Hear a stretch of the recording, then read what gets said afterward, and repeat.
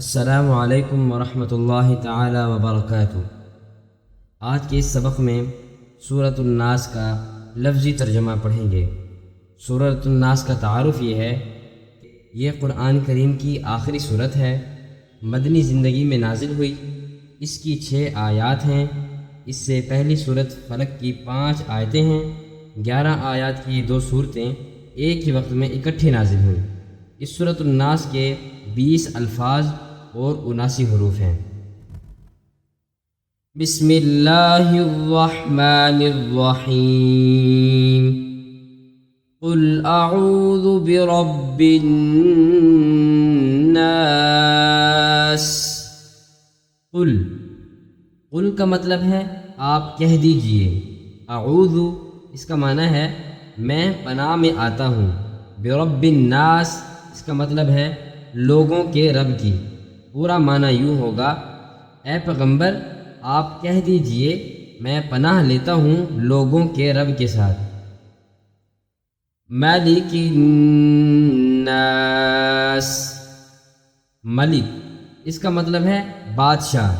الناس اس کا مطلب ہے لوگ۔ پورا معنی یوں ہوگا، لوگوں کے بادشاہ کے ساتھ۔ الہ الناس، الہ کا مطلب ہے معبود۔ الناس کا مطلب ہے لوگ۔ پورا معنی یوں ہوگا، لوگوں کے معبود کے ساتھ۔ من شر الوسواس الخناس، من شر اس کا مطلب ہے شر سے۔ الوسواس کا مطلب ہے وسوسہ ڈالنے والے۔ الخناس اس کا معنی ہے چھپ چھپ کر حملہ کرنے والے۔ پورا معنی یوں ہوگا، وسوسہ ڈالنے والے کے شر سے جو پیچھے ہٹ جاتا ہے۔ الذی یوسوس فی صدور الناس، الذی یوسوس معنی ہے اس کا جو وسوسہ ڈالتا ہے۔ فی اس کا مطلب ہے میں۔ صدور الناس، صدور یہ صدر کی جمع ہے، اس کا مطلب ہے دل۔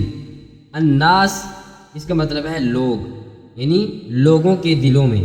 پورا معنی یوں ہوگا، وہ جو وسوسہ ڈالتا ہے لوگوں کے سینوں میں۔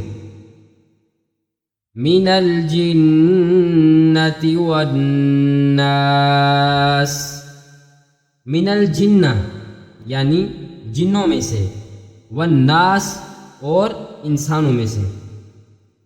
پورا معنی یوں ہوگا، وہ جو وسوسہ ڈالتے ہیں وہ جنات میں سے بھی ہوتے ہیں اور انسانوں میں سے بھی۔ سورۃ الناس کا موضوع، سورہ فلق اور سورۃ الناس معوذتین کہلاتی ہیں۔ ان کے ذریعے شرور سے پناہ مانگنے کی دعا سکھائی گئی ہے۔ پہلی صورت میں اللہ تعالیٰ کی ایک صفت بیان کر کے 4 دنیوی زندگی سے متعلق چیزوں سے پناہ مانگی ہے، اور اس صورت میں اللہ تعالیٰ کی 3 صفات ذکر کر کے ایک دینی زندگی سے متعلق چیز یعنی وسوسہ شیطان سے پناہ طلب کی گئی ہے۔ اس صورت میں چونکہ دینی آفتوں سے پناہ کا ذکر ہے، اس لیے مفسرین کرام تفسیر عزیزی میں فرماتے ہیں کہ اس صورت کا موضوع الاستعاذۃ من الآفات الدینیہ ہے۔ دوسرے الفاظ میں اس طرح بھی کہہ سکتے ہیں کہ پہلی صورت میں تمام کائنات کا ربط اللہ تعالیٰ کی ذات کے ساتھ ہے، اور اس صورت میں انسانیت کا ربط اللہ تعالیٰ کی ذات کے ساتھ ہے۔ اس صورت میں اللہ تعالیٰ کی جو 3 صفات بیان کی گئی ہیں، ان میں رب الناس، مالک الناس اور الہ الناس کی صفات ہیں، یعنی اللہ تعالیٰ کی صفت ربوبیت، مالکیت اور الوہیت کے ساتھ شیطان کے وسوسے کے شر سے بھی پناہ حاصل کرنے کا طریقہ سکھایا گیا ہے۔ اس میں یہ بھی وضاحت کر دی گئی ہے کہ وسوسہ ڈالنے والے شیاطین جنات میں سے بھی ہیں اور انسانوں میں سے بھی ہیں۔ خناس دراصل چھپ جانے والے کو کہتے ہیں، گویا وسوسہ اندازی کرنے والے جن و انس حملہ کرتے ہیں مگر نظر نہیں آتے۔ یہ حملہ اور افراد بھی ہوتے ہیں اور گروہ میں بھی ہوتے ہیں۔ جب یہ اپنا کام کرتے ہیں تو انسان برائی میں مبتلا ہو جاتے ہیں۔ اس صورت کی فضیلت، احادیث میں ان آخری 2 صورتوں کی بڑی فضیلت آئی ہے۔ جب یہ صورتیں نازل ہوئی تو حضور اکرم صلی اللہ علیہ وسلم نے ایک صحابی سے فرمایا، کیا تمہیں وہ 2 صورتیں نہ سکھاؤں جن کی مثل نہ انجیل میں ہے، نہ زبور میں ہے، نہ ہی قرآن میں، یعنی آفات سے پناہ حاصل کرنے کے سلسلے میں ان کے برابر کوئی اور کلام نہیں ہے۔ چنانچہ آپ نے صحابی کو یہی 2 صورتیں سکھائیں۔ حضور صلی اللہ علیہ وسلم کی عادت مبارکہ تھی کہ رات کو سوتے وقت سورہ قل هو اللہ احد اور یہ 2 صورتیں اپنے ہاتھ مبارک پر پھونک کر جسم مبارک پر ملتے تھے۔ آپ 3 دفعہ ایسا کرتے ہیں۔ محدثین کرام فرماتے ہیں کہ وسوسوں کو رفع کرنے کے لیے یہ مجرب نسخہ ہے۔ جو کوئی ایسا کرے گا اللہ تعالیٰ اسے وساوس سے محفوظ رکھے گا۔ سورۃ فاتحہ اور سورۃ الناس میں ربط۔ اس صورت میں اللہ تعالیٰ کی جو 3 صفات بیان کی گئی ہیں، ان کا ربط بالترتیب سورۃ فاتحہ میں مذکورہ صفات کے ساتھ ہے۔ اس صورت میں پہلی صفت ہے رب الناس، اس کے مقابل سورۃ فاتحہ میں آیا ہے الحمدللہ رب العالمین۔ یہاں پر صفت ربوبیت میں مناسبت ہے۔ اسی طرح اس صورت میں دوسری صفت ہے مالک الناس، اور وہاں سورۃ فاتحہ میں ہے مالک یوم الدین، یہاں صفت مالکیت میں مناسبت ہے۔ پھر یہاں تیسری صفت الہ الناس ہے، اور ادھر ایاک نعبد و ایاک نستعین ہے۔ اسی طرح سورۃ الناس کو سورۃ فاتحہ کے ساتھ واضح مناسبت ہے۔ صفت ربوبیت کا اطلاق، یہاں پر سب سے پہلی صفت ربوبیت کی ہے، یعنی اللہ تعالیٰ ہی وہ ذات ہے جو ہر چیز کی پرورش کر کے اسے حد کمال تک پہنچاتی ہے۔ دنیا میں انسان کی پرورش اور تربیت اللہ تعالیٰ کے صفت ربوبیت کا ایک ادنیٰ سا نمونہ ہے جو انسان کے مشاہدے میں آتا ہے۔ جب بچہ چھوٹا ہوتا ہے تو اس کا تعلق ماں باپ کے ساتھ ہوتا ہے جو اس کی حد المقدور پرورش کرتا ہے۔ گویا اس وقت بچے کی ساری کائنات اس کے والدین ہی ہوتے ہیں، لہذا یہاں پر صفت ربوبیت کا اطلاق ہوتا ہے قل اعوذ برب الناس۔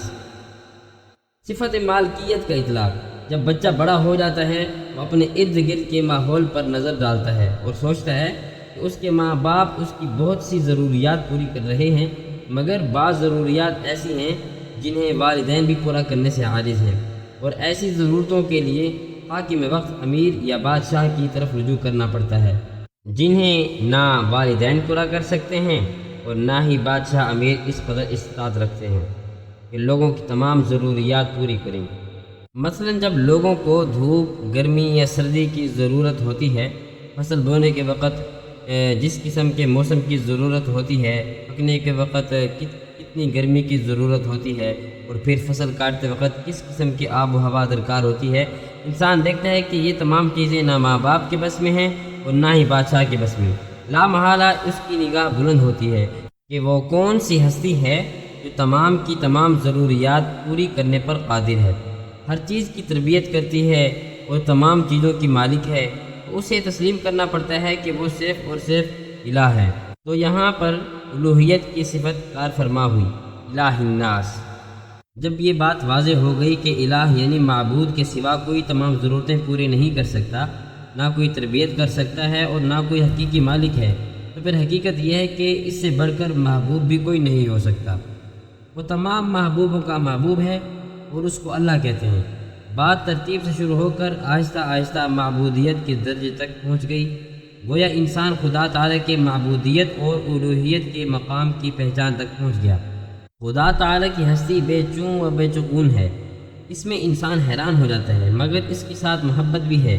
جب کوئی شخص اپنے محبوب کے پاس جاتا ہے اسے سکون میسر آتا ہے، اور جب اس سے جدا ہوتا ہے تو بے چینی ہوتی ہے، کیونکہ سب محبوبوں سے بڑھ کر خدا کی ذات ہے، اس لیے اس کے پاس حاضری میں بندے کو سکون ملتا ہے، اور جو ہی اس سے جدا ہوتا ہے بے چین ہو جاتا ہے۔ اب بندے کو اپنے الہ سے جدا کرنے والی طاقتیں ہیں۔ اولاً حاسد ہے، جس کے متعلق پہلی سورت فلق میں استعاذ کیا گیا ہے، وَمِن شَرِّ حَاسِدٍ إِذَا حَسَدَ۔ بندے اور اس کے محبوب کے درمیان دوسری رکاوٹ شیطان کی مکاری ہے۔ اس میں شک نہیں کہ یہ شیطان انسان کا حقیقی دشمن ہے۔ قیامت کے روز اللہ تعالیٰ انسان کو مخاطب کر کے فرمائے گا، الم اعہد الیکم یا بنی آدم اللہ تعبدوا الشیطان، یعنی اے بنی آدم، کیا میں نے تمہیں نہیں کہا تھا کہ شیطان تمہارا کھلا دشمن ہے، انہ لکم عدو مبین، اس سے بچنے کی کوشش کرنا۔ چنانچہ اس دشمن سے بچاؤ کا بہترین طریقہ یہ ہے کہ انسان اپنی محبوب ترین ہستی کی پناہ تلاش کرے۔ اگر وہ اس میں کامیاب ہو گیا تو دشمن کی قید اور اس کے مکر سے بچ جائے گا، اور یہی وہ چیز ہے جس کی تعلیم سورہ مبارکہ میں دی گئی ہے کہ شیطان کے وسوسے سے اللہ تعالیٰ کی پناہ حاصل کی جائے۔ دعا ہے کہ اللہ تعالیٰ ہمیں ان باتوں پر عمل کرنے کی توفیق عطا فرمائے۔ آخر دعوانا الحمدللہ رب العالمین۔